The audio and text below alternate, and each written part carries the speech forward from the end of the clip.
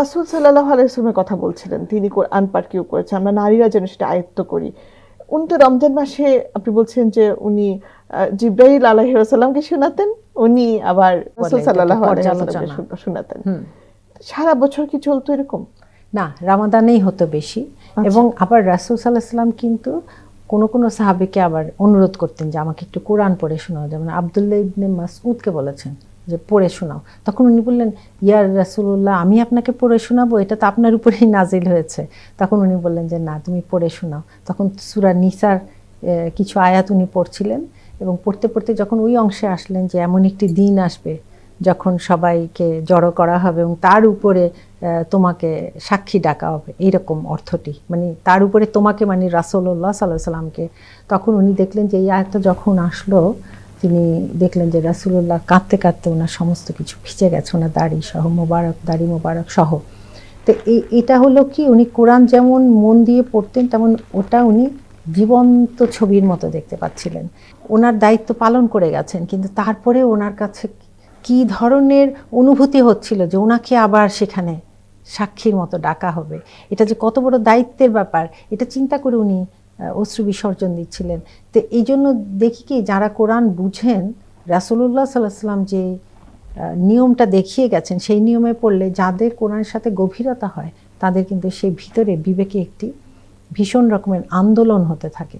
এবং এই জন্য যেন উনি অনেক সময় শাস্তির আয়াত পড়েও কাঁদতেন, এরকমও আছে। তারপর কোনো একটি আয়াত ওনার হঠাৎ ওনার অনুভূতিতে এত বেশি অনুভূতি প্রবণ হয়ে গেছেন যে সারা রাত ধরে ওই আয়াতটি পড়েছেন তাহাজ্জুদে, এরকমও পাওয়া গেছে। ওনার কোরআনের তেলাওয়াত বিভিন্ন সময় বিভিন্ন রকম। এমনও আছে যে সোয়ারির উপরে উঠেছেন, সেখানেও তিনি কোরআনের তেলাওয়াত করতে করতে যাচ্ছেন। দিনে রাতে, বিশেষ করে রামাদানে আয়েশা রাদিয়াল্লাহু আনহা থেকে পাওয়া যায় যে উনি দিনে রাতেও কোরআন তেলাওয়াত করতেন, দিনে কখনো নিচু স্বরে, কখনো উচ্চ স্বরে। তো এই যে ব্যাপারগুলো, এগুলো আমাদের আসলে ওনার জীবনটা আমাদের জানতে হবে। আবার কখনো কখনো হয়তো বলছেন, কোনো হাদিসে পাওয়া যাচ্ছে যে তোমরা যদি কিয়ামতকে, হাসরকে দেখতে চাও, তাহলে সূরা তাকবীর, সূরা শামস, ইনফিতার, ইনশিকাক এগুলো পড়ো। তার মানে কি, আমি যদি একটি জীবন্ত দেখতে চাই কিয়ামতকে, এটা কিন্তু ভবিষ্যতের ব্যাপার, কিন্তু কোরআনের ভাষা এবং তার প্রেজেন্টেশন এরকম যে সত্যিকারে যখন সে বুঝবে, সে কিন্তু ওই দৃশ্য দেখতে পাবে। অর্থাৎ এই শব্দগুলো শুনলে আমরা নারীরা যেন বুঝতে পারি যে এখানে কিয়ামতের কথা বলা হচ্ছে, এখানে জাহান্নামের কথা বলা হচ্ছে, এবং কিছু শব্দের সাথে যেন আমরা পরিচিত হয়ে যাই। এবং আরেকটি ব্যাপার আমি এখানে উল্লেখ করি, যে একটা রিফ্লেকশন সাহাবীদের মধ্যেও ছিল, বিশেষ করে একদম মাক্কি যুগে অত্যাচারের যে সময়টা। আমরা জানি যে বেলাল রাদিয়াল্লাহু আনহুকে উত্তপ্ত বালিকণার উপরে শোয়ানো হতো এবং ওনার পুরো ফোসকা পড়ে যেত এবং উনি খুবই কষ্ট পেতেন। কিন্তু ওই সময় ওনাকে ওনার মালিক এসে বলতো যে তোমার রবকে বলো, উনি তখন কিন্তু বলতেন যে আল্লাহর কথা, এবং শুধু আহাদ আহাদ, কুল হুয়াল্লাহু আহাদ, এই আল্লাহর এই আহাদ নামটি জপে জপে উনি সেই নির্যাতনের সময় ঈমানকে দৃঢ় রেখেছিলেন। তা আমি বলবো যে এই আহাদ শব্দটা আমরা কত অনায়াসে পড়ে যাই, বাচ্চাকেও পড়াচ্ছি, নিজেরা কত শতবার নামাজে পড়ে গেছি, কিন্তু যেই শব্দটি জিকির করে করে আল্লাহর নবীর এই সাহাবী, মানে এটা কত বড় প্রভাব নবীর, আমি বলবো যে ওনার তেলাওয়াতে এবং শিখায়, যে একজন যিনি দাস ছিলেন, যাকে বলা হয়েছে নিকৃষ্ট ধরা হতো, তিনি কিভাবে টিকে ছিলেন ওই ধরনের একটি নির্যাতনের মুহূর্তে এবং একটুও ঈমান থেকে সরে দাঁড়ান।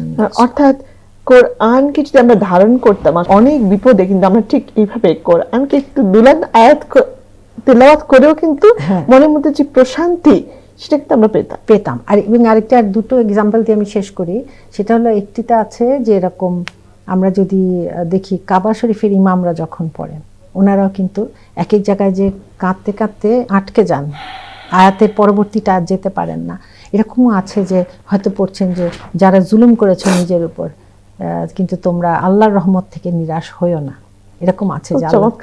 হ্যাঁ, আল্লাহ তো আসলে গুনাহ মাফ করে দেন যদি সেভাবে চাইতো। কিন্তু এই আয়াতটা পড়তে যে দেখা যাচ্ছে উনি পরবর্তী শব্দে যেতেই পারছেন না, মানে উনি সেখানে আল্লাহর রহমতের বিরাটত্বকে এতটাই বুঝতে পারছেন যে এটা উনি নামাজে লাইন বলেছেন। আমার দর্শকের জন্য এটা অনেক বড় একটা মেসেজ, যে কোরআনের ভিতরে কথাটা বলা আছে, তুমি যদি গুনাহ করেও ফেলো তোমার হতাশ হওয়ার কিছু নাই, তোমার আল্লাহ তোমার জন্য ক্ষমা রেখে দিয়েছে। হ্যাঁ, সেই ক্ষমার পথে আমি আসছি কিনা, চমৎকার কথা। সেইভাবে আসছি কিন্তু কিনা। আমরা কোরআন পড়ছি কিন্তু আমরা জানি না আমার জন্য আল্লাহ এত মেসেজ এত এখানে কিছু রেখেছেন রেখেছেন। যে হে বান্দা তুমি যদি গুনাহ করেও ফেলো তুমি আমার কাছে ক্ষমা চাও, আসলে আমি আল্লাহ তোমাকে তো ক্ষমা করে দিব। ইচ্ছাকৃতভাবে আমাদেরকে জাহান্নামে দিবেন না, দিবেন না। উনি চাচ্ছেন আমরা জান্নাতের দিকেই দৌড়াই। কোরআনেই আছে যে দৌড়াও সেই জান্নাতের দিকে যার পরিসীমা হলো আকাশ জমিন ব্যাপী, এত বড় বিস্তৃত আছে। অন্তত এবং অন্তত এরকম কিছু ইম্পর্টেন্ট লাইন যদি আমার জনসাধারণ আমরা যারা বুঝতে পারছি না আমরা কোরআনের এরকম ইম্পর্টেন্ট কিছু লাইনও পেতাম তাহলে কিন্তু সারাদিন আমরা নারীরা গুনগুন করে কোরআন তেলাওয়াত করতাম। একটা ছোট্ট ঘটনা বলি এখানে। মুফতি মেনক অনেকেই নাম শুনেছেন, নাম করা স্কলার। উনি একবার ওনার আরো ইয়াঙ্গার বয়সে আফ্রিকায় একটি জায়গায় ওনাকে দাওয়াত দেওয়া হলো, ওই দাওয়ার উনি স্পিচ দিবেন। তো ওনাকে নিয়ে গেল, বলছেন যে ওরা খুবই পুয়ার ওই কমিউনিটিটা। তো হচ্ছে কোনো মতে তারপর উনি ওনার নিজের টাকায় সেখানে গেলেন আফ্রিকার ওই জায়গাটিতে। তারপরে উনি অনুষ্ঠান করলেন, সবাই আসলে ওনাকে অনেক যত্ন করলো এবং শেষে বললেন যে আপনি যে এসেছেন কিছু তো দিতে পারলাম না, আপনাকে একটি কোরআনের আয়াত দেব। সেটা কি? ওয়ালা সাওফা ইউতিকা রাব্বুকা ফাতারদা, খুব শিগগিরই তুমি কি হবে, আল্লাহ তোমাকে দিয়ে দিবেন, অনেক কিছু দিবেন এবং তুমি সন্তুষ্ট হয়ে যাবে। সন্তুষ্ট হয়ে যাবে। সুবহানাল্লাহ, তুমি বলছেন সুবহানাল্লাহ। যে এরপরে আমার যে বারাকা আসলো বলার মতো না, ওরা আমাকে একটি কোরআন দিয়েছিল কারণ ওরা এত এত গরিব কমিউনিটি ছিল। তো ওইটা যখন পড়লাম আমার কান্না এসেছিল যে একটা আয়াত তো গিফট করে মানুষ, তাহলে তখনকার দিন মোহরানার জন্য কোরআনের কতটুকু Gift করা মুখস্থ হতো। করেছে এটাই বলা হতো। মানে আমি বলছি না এখন কোন নারীকে যে মোহরানার জন্য কোরআন মুখস্থকে কতটুকু করেছে সেটা মোহরানা হোক, আমি বলছি যে কোরআনের মহাব্বত না, কোন আমি তো লেভেলের মনে ছিল। করি আপার কাছ থেকে আমরা যেভাবে শুনছি, হ্যাঁ আমরা কিন্তু পাড়ার মধ্যে বসে এভাবে করে একটা লাইন নিয়ে কথা বলতে পারি, তাই না?